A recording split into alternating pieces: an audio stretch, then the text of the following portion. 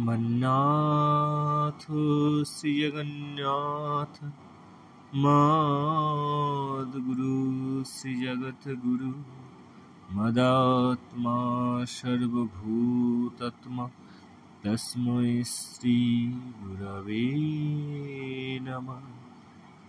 परमानंद माधव स्वरूप শ্রী শ্রী ঠাকুর মহারাজের রাতুল চরণে আমার শত সহস্র কোটি প্রণাম।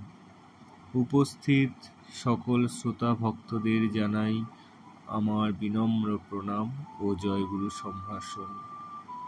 আজ আমার উপস্থাপনা জীবের পরম কর্তব্য গুরু পদাশ্রয় লাভ।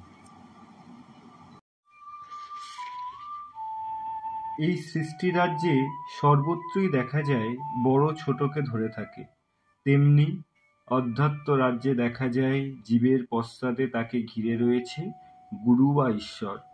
জীব অজ্ঞান, দুর্বল, ছোট, গুরু জ্ঞানময়, শক্তিময় ও বৃহৎ। জীবের কাজ কেবল এই বৃহৎকে ধরে থাকা।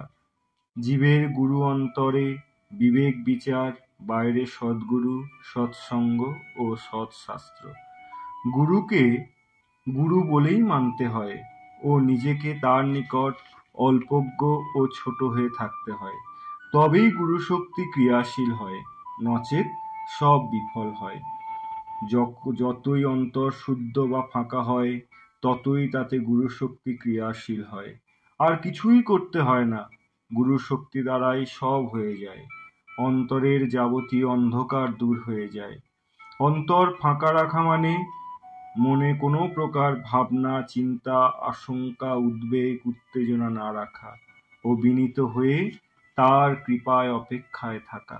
তাকে বিশ্বাস করে নিশ্চিন্তে নিরুদ্বেগ হয়ে তার অপেক্ষায় দিন গোনা। যেমন আকাশ কত ফাঁকা, তাই অসীম এই আকাশ স্থলে এত গ্রহ, তারা, জ্যোতিষ্ক, নীহারিকা পুঞ্জ, এত আলোর বিকিরণ, তেমনি অনন্ত কোটি যতই ফাঁকা হয় ততই তা স্বচ্ছ হয়। আর সেই স্বচ্ছ অন্তরে গুরু শক্তি দ্যুতি বিকীর্ণ হয়। কত ভাবের উদ্যম শক্তির খেলা হয়ে থাকে। জীব তো স্বরূপতই দ্রষ্টা, সুতরাং দ্রষ্টা হয়েই গুরু কি করেন দেখে যেতে হয়। কিছুই চাইতে হয় না, তিনি তো সর্বজ্ঞ, দয়াময়, কৃপাময়, সব দেখেন, সব জানেন। আবার সর্বোপরি তিনি কর্তা, ভর্তা, যা করার সব তারই শক্তিই করে চলে। জীবের কাজ শুধু তিনি কি পথে তাকে নিয়ে চলেন, তাকে যন্ত্ররূপে ব্যবহার করেন, সব দেখে যাওয়া, নির্বিবাদে মেনে নেওয়া, আর ধৈর্য ধরে অপেক্ষায় থাকা, তাকে স্মরণ করতে করতে সংসার যাত্রা নির্বাহ করা। এই বিশ্ব ব্রহ্মাণ্ড যেমন তার ইচ্ছায় ও কর্তৃত্বের সব ঠিকঠাক চলে, কোথাও কোনো গরমিল হয় না, তেমনি জীবের জীবন ধারাটি সুচারুরূপে নির্বাহ হতে থাকে।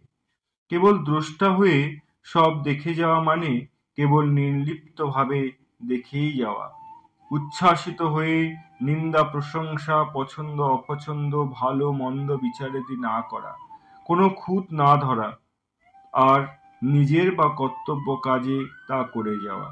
অবশেষে সব ঠিক হয়ে যাবে। আর কেবল দেখে যাওয়া, চিত্ত অমলিন রয়ে যায়। জগতের তথাকথিত ছোট বড়, ভালো মন্দ, সুখ দুঃখকর কত ঘটনাই না ঘটে চলে।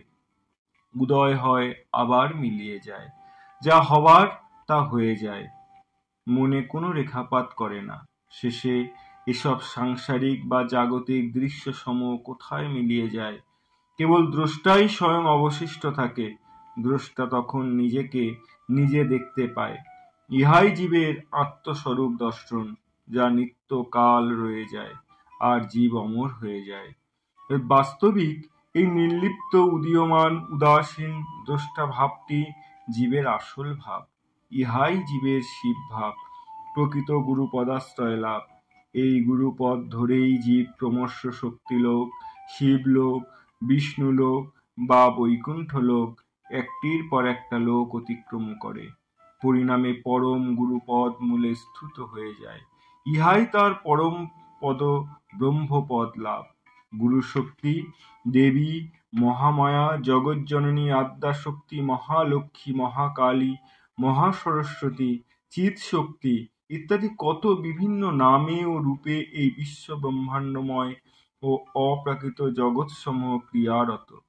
স্বয়ং গুরুই বা পরম শিব তার ঐসব শক্তি দ্বারা বিশ্ব ব্রহ্মাণ্ডকে সৃষ্ট, পালন ও পোষণ করেন, রসভোগ আনন্দ আস্বাদন করেন। তিনি অত্যন্ত জ্ঞানময়, প্রেমময়, ইচ্ছাময় ও সর্বশক্তিমান। তিনি যা ইচ্ছা তাই করতে পারেন। আমি জীব, তার ভৃত্য। কি ক্ষমতা এসব বিচার করার? কেবল তিনি কি করেন দেখে যাওয়া, কি নির্দেশ দেন পালন করে যাওয়া, আর কণিকা মাত্র তার প্রসাদ আস্বাদন করে যাওয়া। এতেই অবশেষে জীবের জীবত্ব ঘুচে যায়, জীব ব্রহ্মপদ লাভ করে যায়। এই দাস ভাবে অবস্থান করেই জীবের নানা অলৌকিক রূপ দর্শন, ক্ষমতা লাভ ও নানা আধ্যাত্মিক তত্ত্বসমূহ অধিগত হইতে থাকে। ধরিত্রী যেমন বৃক্ষ ফুলকে ধারণ ও পোষণ করে, আকাশ যেমন গ্রহ নক্ষত্র সমূহকে আশ্রয় দেয় ও বিকশিত করে, তেমনি জীবের এই দাস ভাব সূত্রেই ক্ষুদ্র জীব সত্তাটিকে পালন পোষণ করে শিব পদে, বিষ্ণু পদে উন্নতি করে তোলে। অকুল সমুদ্রে অর্ণব পোতের ন্যায় ইহা জীবকে ভব সমুদ্রের পরপারে উত্তীর্ণ করে দেয়। অবশেষে জীব গুরুর ন্যায় বৃহৎ হয়ে পড়ে। বাস্তবিক গুরু ও শিষ্যের এক নিয়ারা জগৎ। এ রাজ্যে মায়ার কোনো অধিকার নাই। স্বর্গের অপ্সরা কিংবা নরকের দূত এখানে প্রবেশ করার কোনো অধিকার নাই। শিষ্য গুরু ভক্তের নিকট সব তুচ্ছ হয়ে যায়। তিনি অব্যক্ত, তিনি নিরাকার, যিনি সৃষ্টি জগতের অতীত। তিনি করুণাবশত জীবের মুক্তির জন্য গুরুরূপ ধারণ করে মনুষ্য অবয়ব ধরাধামে প্রকাশিত হন, যাতে মোহগ্রস্ত অল্পজ্ঞ ক্ষুদ্র জীব তার নামোচ্চারণে, স্থূল রূপ দর্শনে, স্পর্শনে ও সেবায় মুক্ত হয়ে যায়।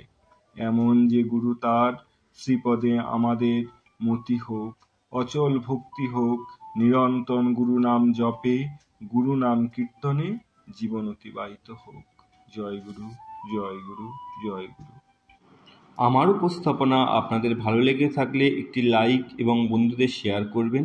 ভিডিওর শেষে যে কথা বলি, আপনারা সুস্থ থাকুন, ভালো থাকুন, ঠাকুর নিগমানন্দ চ্যানেলের সাথে সদা সর্বদা যুক্ত থাকুন, আর অবশ্যই চ্যানেলটিকে সাবস্ক্রাইব করুন।